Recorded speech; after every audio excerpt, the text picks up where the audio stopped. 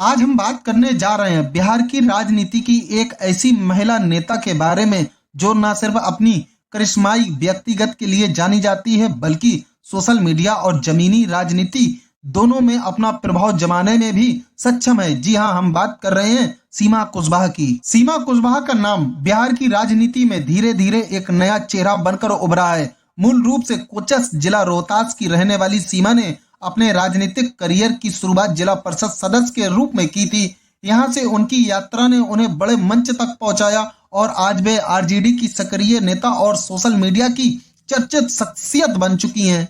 सीमा कुशवाहा की राजनीति की राह बहुत सीधी नहीं रही। उन्होंने अपनी शुरुआती राजनीतिक की पहचान मुकेश सैनी की वीआईपी पार्टी में बनाई। इसके बाद उन्होंने उपेंद्र कुशवाहा की रालोसपा में प्रदेश महासचिव का पद संभाला। रालोसपा से उन्होंने बाद में इस्तीफा दिया और जुलाई 2023 में उन्होंने राष्ट्रीय जनता दल आरजेडी का दामन थामा। आरजेडी में शामिल होने के बाद से ही सीमा कुशवाहा और तेजस्वी यादव के बीच नजदीकियां बढ़ती गईं। पार्टी कार्यक्रमों और चुनावी मंचों में वे अक्सर साथ देखी जाती हैं। ये नजदीकियां पार्टी और जनता दोनों के लिए संदेश देती हैं कि सीमा अब आरजेडी में सिर्फ एक सदस्य नहीं बल्कि पार्टी की नई ऊर्जा और संभावनाओं के प्रतीक हैं।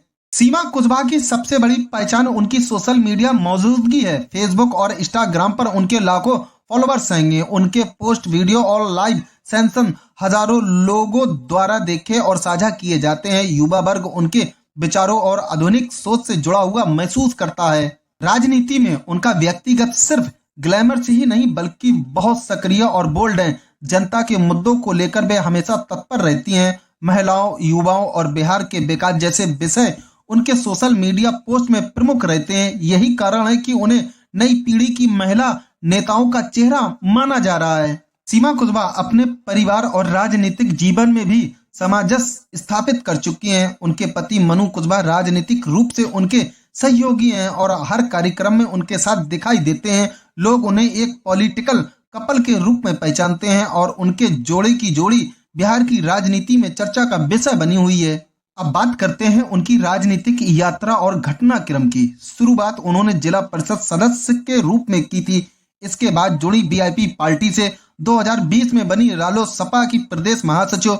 रालोसपा से इस्तीफा देने के बाद जुलाई 2023 में हुई आरजेडी में शामिल। 2023-24 में तेजस्वी यादव के साथ कई मंचों पर नजर आई और पार्टी कार्यक्रमों में सक्रिय रहीं। हाल ही में लोकसभा चुनाव 2024 में महागठबंधन के प्रत्याशियों के लिए प्रचार किया। वर्तमान 2025 में वह अपने क्षेत्र में लगातार सक्रिय रहीं और 2025 बिहार विधानसभा चुनाव में टिकट मिलने की चर्चा जोर पकड़ रही है। विशेष रूप से यह ध्यान देना योग्य है कि सीमा कुशवाहा केवल सोशल मीडिया की नेता नहीं है। वे जनता के बीच जाकर सीधा संवाद करती हैं, स्थानीय मुद्दों पर अभियान चलाती हैं और चुनावी माहौल को समझते हुए रणनीति बनाती। यही उनकी ताकत है, ग्लैमर्स व्यक्तिगत के साथ ग्राउंडेड और वास्तविक राजनीतिक समझ।